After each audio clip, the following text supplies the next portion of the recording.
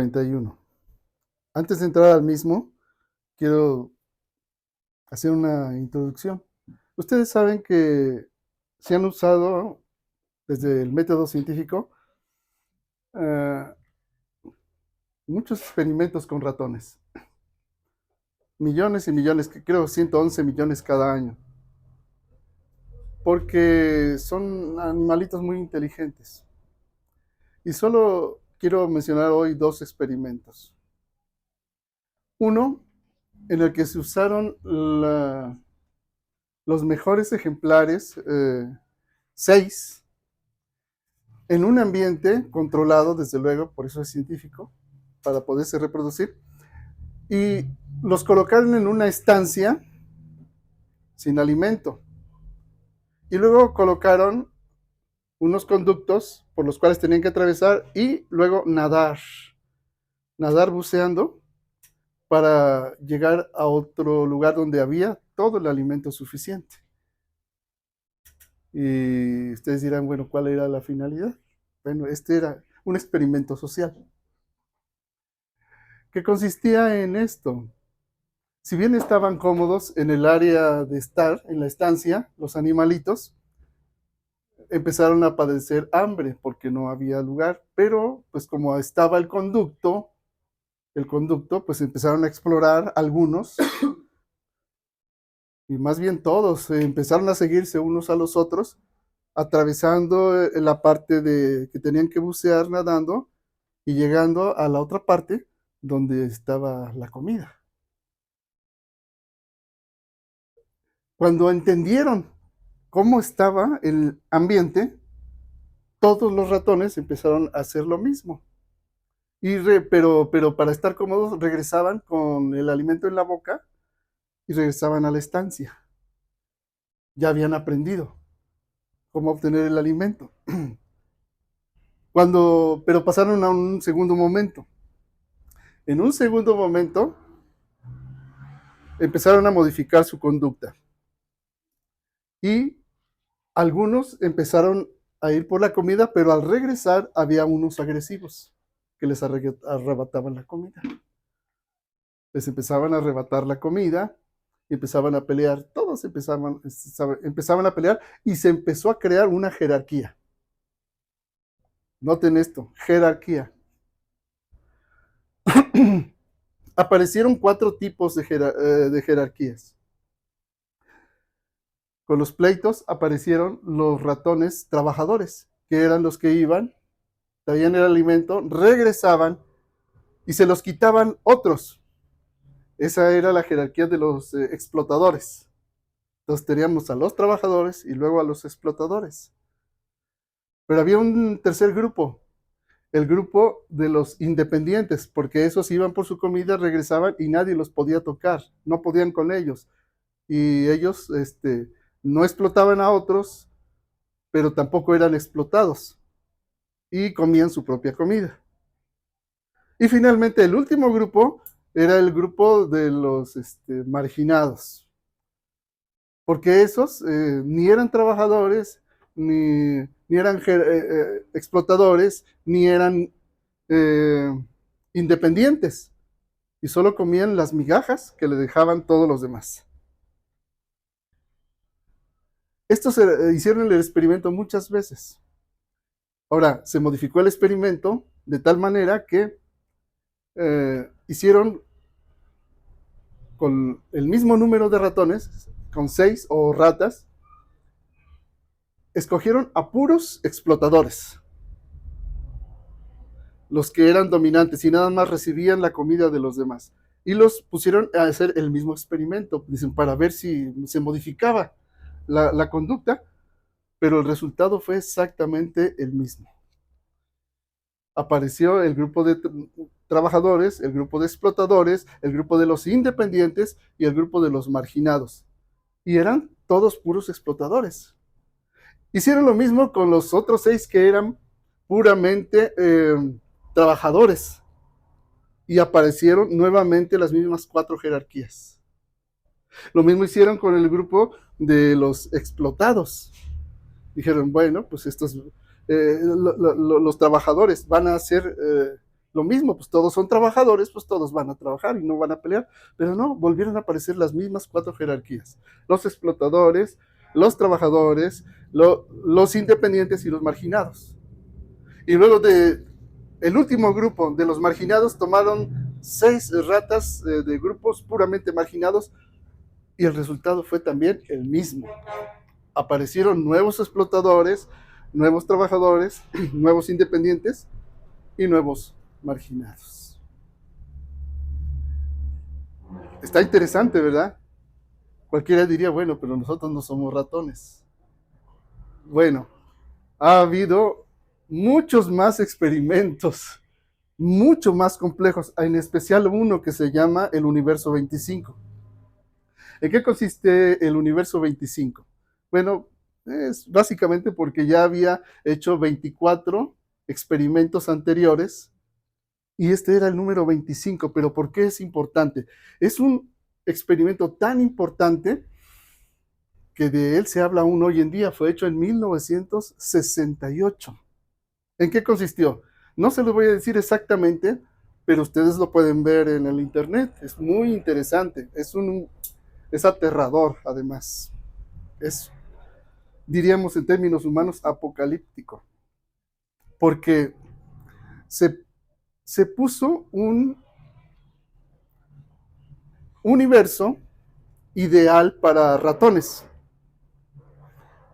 sumamente espacioso. Compárenlo con la Tierra, en escalas, pero en escalas. Muy grande, con toda clase de alimentos, un hábitat perfecto y unas pocas parejas, 6 parejas creo, de ratones, nada más. Y el experimento duró poco más de 2 años. ¿Qué pasó en el experimento? El experimento consistió en esto: tener siempre todos los recursos para la vida ilimitados. De tal manera que los ratones y la primera generación y las primeras generaciones vivían en el paraíso. Tenían absolutamente todo. Podían colocarse en el lugar que ellos quisieran y las relaciones eran excelentes. Y empezaron a reproducirse cada 50 días. Cada 50 días se duplicaba la población. Así que el aumento, imagínense ustedes, era una curva, empezó en ceros y se fue así, levantando la curva y fue exponencial hacia arriba, hasta el primer año. Pero ¿qué pasó después? Bueno, no les voy a decir exactamente todo el experimento, véanlo en el internet, el universo. ¿Sí? Empezaron sin que hubiese necesidad de escasez de recursos, empezaron a formarse grupos diferentes que empezaron a pelear por territorio y por recursos. La cosa se fue complicando porque llegó un momento en que al año ya eran algunos miles de ratones y empezaron los conflictos. Conflictos empezaron a aparecer, aparecieron jerarquías, así como en el experimento anterior que les menciono. Aparecieron grupos que se separaban de los otros, aparecían los mismos grupos que les dije en el experimento anterior, pero más complicado porque cuando llegó a generarse tal violencia, sin que hubiese necesidad, porque siempre estaban los recursos ilimitados, aunque el espacio era limitado, llegaron a ocupar las partes más difíciles de todo el lugar, a tal punto de que empezaron a aparecer grupos donde los machos, al pelear por territorio, se separaban de las hembras y de sus hijos, y las hembras adquirían un rol ahora de guardias y empezaban a pelear con otros machos y hembras y crías para conservar su espacio, y se rompió, por decirlo de algún modo, se rompieron las parejas. Empezaron las hembras a abusar de los hijos. La violencia apareció. La violencia se hizo a tal extremo que eh, no solamente agredían a sus hijos, sino se los mataban y los comían, se los comían. Algunas, después de aparearse la primera vez, ya no volvían a aparearse más ni a tener más crías, ni permitían que los machos se les acercaran. Y empezó también los machos y las hembras a modificar sus conductas, de tal manera que había homosexualidad entre los machos y entre las hembras. Y llegó un pico de natalidad que llegaron a lo más alto que se llama meseta y hubo una estabilización de nacimientos, ya no nacieron más, después de un año, ya no nacieron más, empezaron a nacer cada vez menos, pero la violencia y las conductas aberrantes se multiplicaron cada vez más y más y más y más. De tal manera que al llegar el segundo año, y habiendo cada vez menos nacimientos, al llegar ese momento, nació el último ratón. ¿Qué pasó con los demás que estaban? Pues muchos en ese proceso de meseta se empezaron a aparear padres con hijos, hermanos con hermanos y en parentesco. Y empezaron a aparecer todo tipo de deformidades y enfermedades en los ratones. Apareció un grupo especial ahí de ratones que se le llamaba el grupo de los hermosos, porque todos los ratones, todos los demás tenían heridas, enfermedades o conductas derivadas del estrés aberrantes, extrañas, canibalismo, un caos absoluto. Pero había entre todos esos un grupo que se llamaba de los hermosos. ¿Qué hacían los hermosos? Eran ratones físicamente perfectos. En medio de todo ese caos había ratones perfectos físicamente. Y solo hacían tres cosas. Comían sin pelearse con ninguno. Sin nada. Dormían, pero no se apareaban. No tenían descendencia. Evitaban absolutamente toda conducta social y estaban todo el día en los rincones más apartados, casi inaccesibles para los demás. Y allí estaban todo el día, acicalándose nada más. Y eran ratones perfectos, pero no se relacionaban absolutamente con nadie. Vuelvo a lo que les decía. ¿Les suena esto algo parecido? Bueno, los seres humanos no somos ratones, porque tenemos algo más. Tenemos el lenguaje, una inteligencia, un anhelo espiritual, pero si ustedes ven, estoy describiendo a Sodoma y a Gomorra, con el ejemplo de los ratones. Este experimento, el universo 24, les dije, 25, el universo 25, ¿sí? Ha sido implementado de muchas maneras con variantes, y siempre es el mismo resultado. Al final, después del segundo año, todos los ratones murieron. Pero había recursos, había comida, pero todo acabó en un desastre. Dicen, ¿cuál es la causa? ¿Cuál es la causa? Nosotros estamos en el planeta Tierra, que es un mundo limitado, pero los recursos naturales todavía dan para muchísimo más. Los investigadores dicen, si toda la población del mundo se pusiera nada más en el estado de Texas, cabríamos perfectamente. Toda la población mundial, los 8,000 millones. Entonces, ¿qué pasa? ¿Les suena? Van haciendo la analogía con lo que está pasando y estos experimentos se han hecho para ver qué pasa con la sociedad. Lo primero que murió en el experimento en el universo 25 con los ratones fue el espíritu ratonil, por decirlo así. El espíritu de los ratones es lo primero que murió antes que empezase a suceder todas las desgracias todas las consecuencias que vivieron. Trasladan ustedes a la humanidad. Al principio de la reunión yo les decía, eh, vemos la realidad de este mundo con los ojos que nuestros padres nos dieron. Y cuando empezamos a crecer y a cuestionar los valores que nos dieron nuestros padres, empezamos a ver el mundo y a valorarlo desde nuestros propios criterios. Pero tanto uno como el otro son criterios distorsionados. Porque antes de ello, el espíritu del hombre murió. Esto, ¿cómo lo sabemos? Porque el Señor Jesús, que es Dios hecho hombre, dijo, Él vino a salvar lo que se había perdido. Nos dice el Evangelio que todo aquel que no tiene a Cristo está muerto en sus delitos y pecados. Y ve la realidad como los ratones.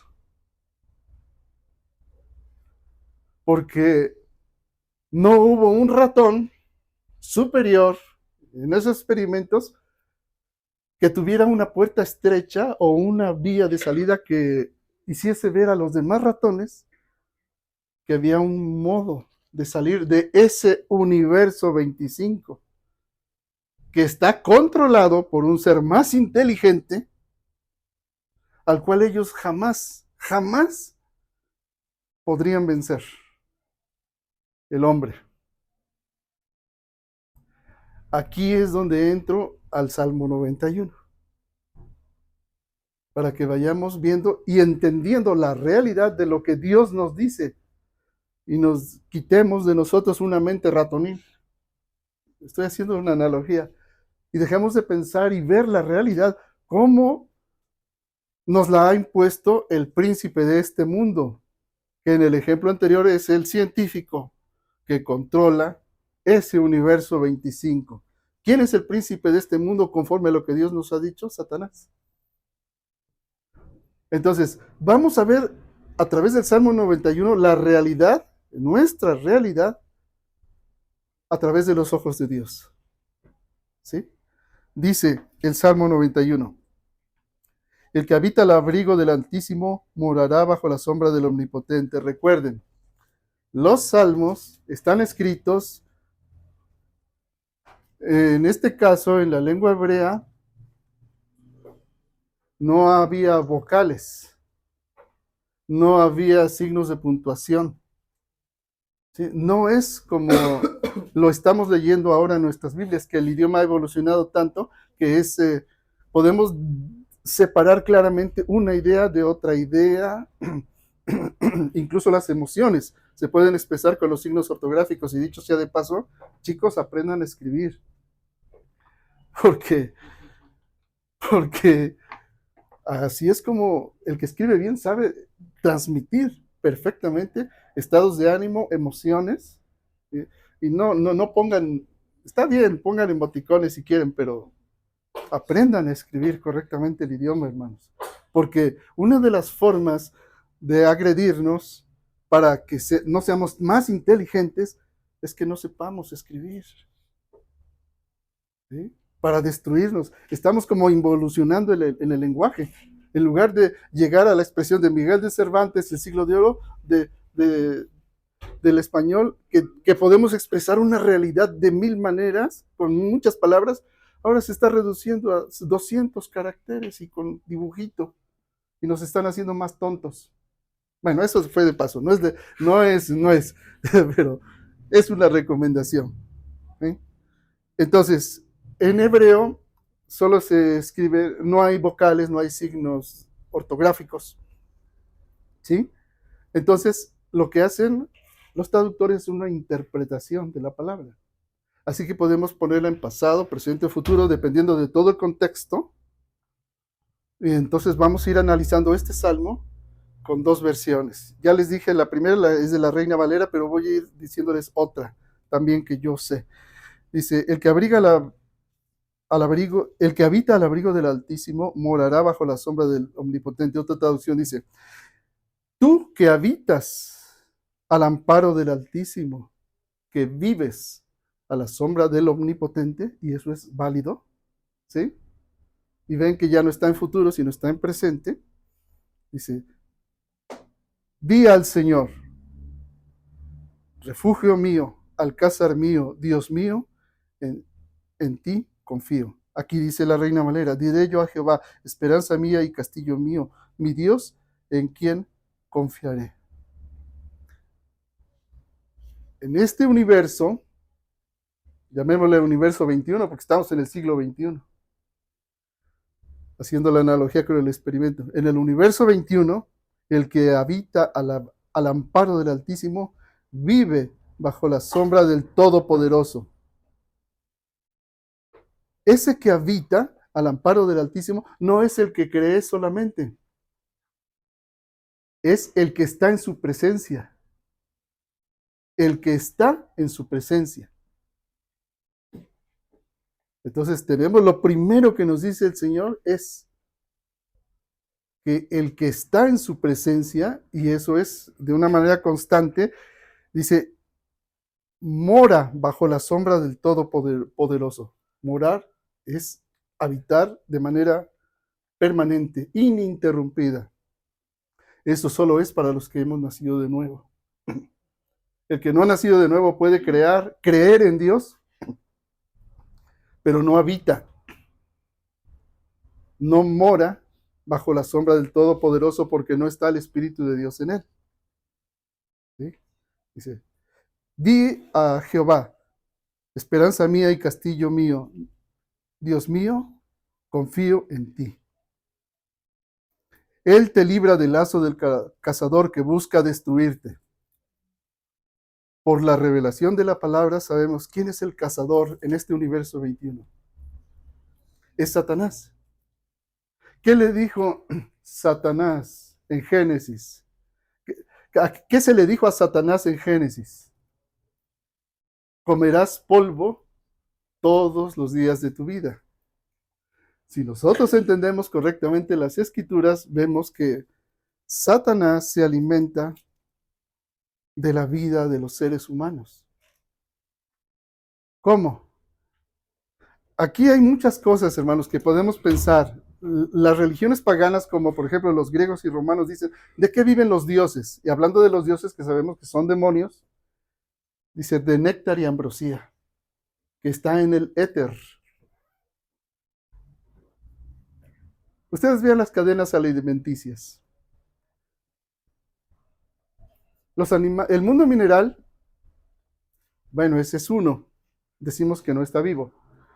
Pero el mundo mineral sustenta al mundo vegetal, al reino vegetal.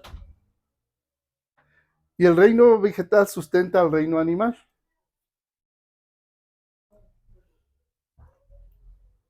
Y el reino animal, donde están los hombres animales, los que no han nacido de Dios, sustentan al mundo espiritual. Satanás dice, comerás polvo todos los días de tu vida. Todos los días de tu vida. Al hombre le dijo el Señor, porque polvo eres y al polvo volverás. ¿Se dan cuenta? Estamos tratando de escudriñar el misterio de lo que Dios dice. Y aquí dice, Él te libra del lazo del cazador que busca destruirte. Aquí la Reina Valera dice de la peste destructora. ¿Qué caza Satanás? Seres humanos. Pero el que está morando bajo la sombra del Todopoderoso es librado del dominio de Satanás. Ya no está bajo el poder de Satanás. Está literalmente en la palma de Dios.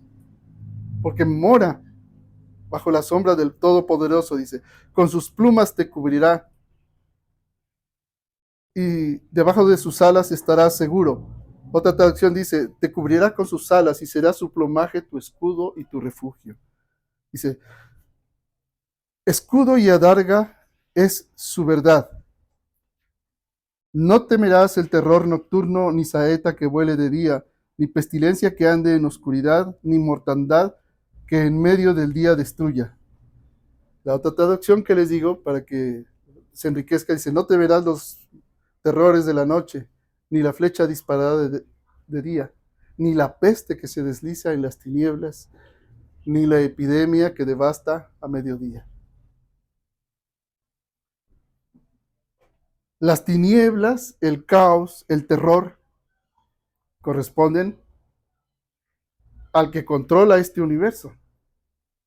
Y dice, no temerás. No hay nada que temer. Uno de los mandamientos que nos dice, por nada estén ansiosos. Constantemente el Señor nos dice en la Escritura, no temas, no temas. ¿Sí? Y aquí viene su promesa, caerán a tu lado 1000 y 10,000 a tu diestra, mas a ti no llegará. Ciertamente con tus ojos mirarás y verás la recompensa de los impíos.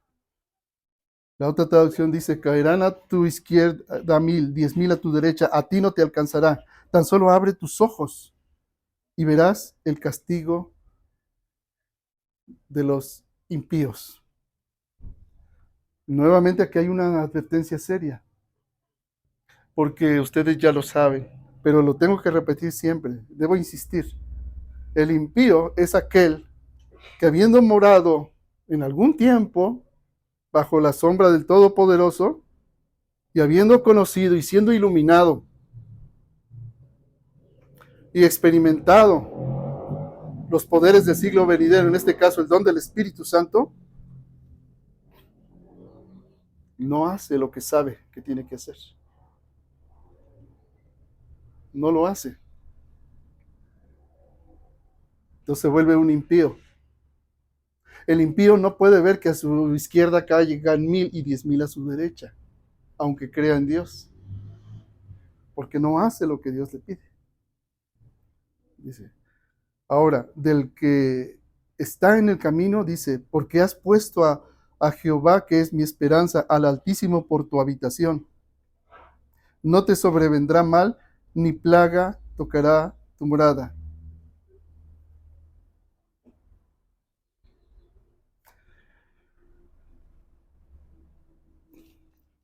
Una y otra vez nos pide la Escritura que sean confirmados en la fe, ustedes.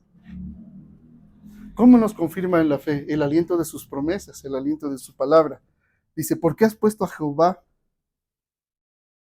que es mi esperanza, al Altísimo por tu habitación? El Altísimo, somos morada de Dios. Ahora el lugar santísimo no es un templo físico, eres tú.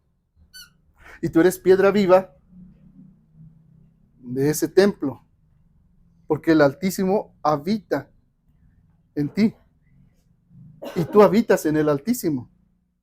No te sobrevendrá mal, ni la plaga tocará tu morada. Pero ustedes podrían decir, bueno, pero sí, padezco males. A veces no vendo,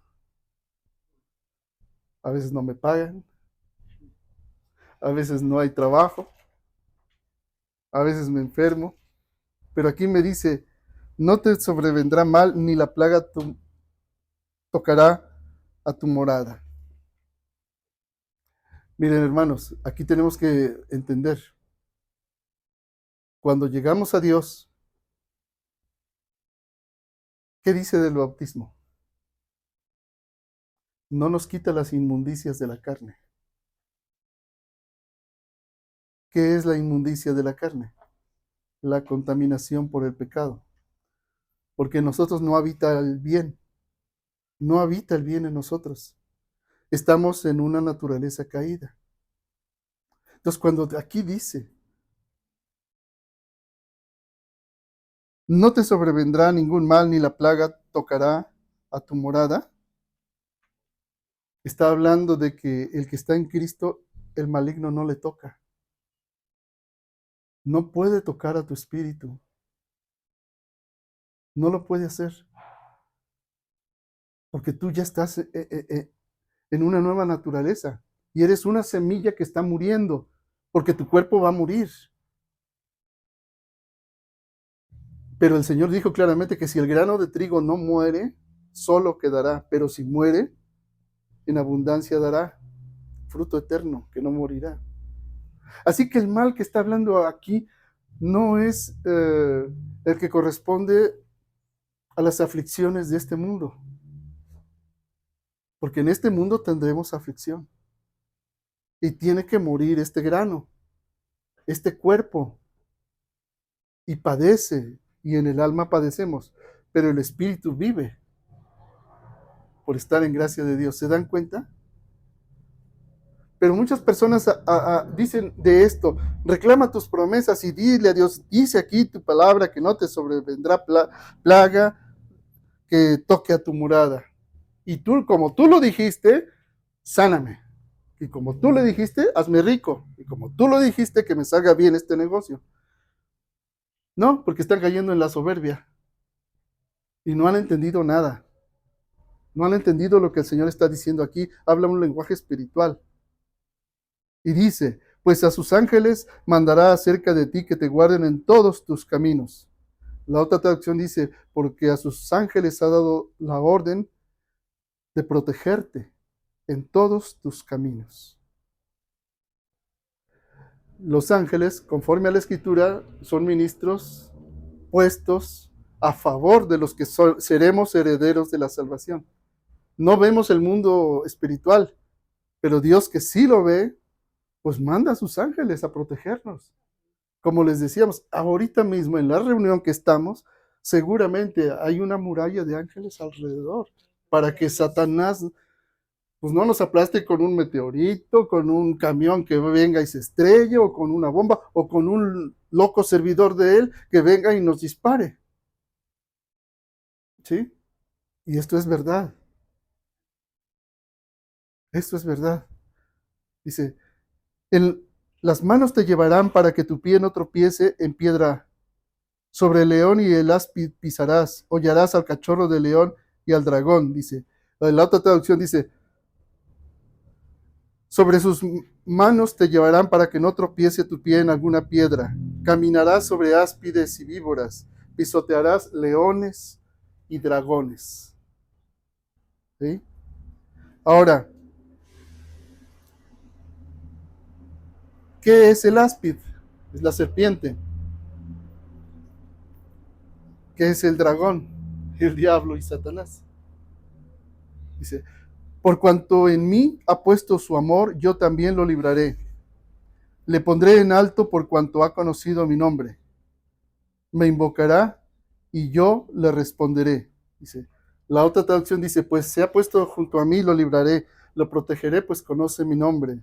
Me llamará y yo le responderé. Dice: y estaré con él en la desgracia.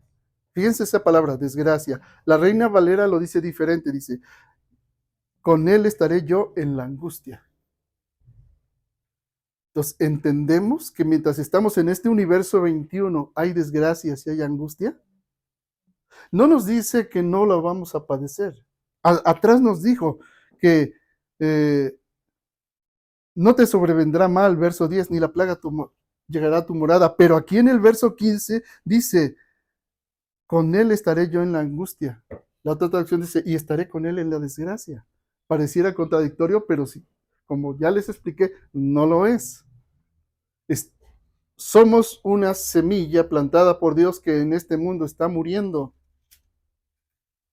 pero que va a resucitar. Se dice en la Escritura, en la carta de los Corintios: se siembra en corrupción, se siembra un cuerpo corruptible y brota un cuerpo incorruptible.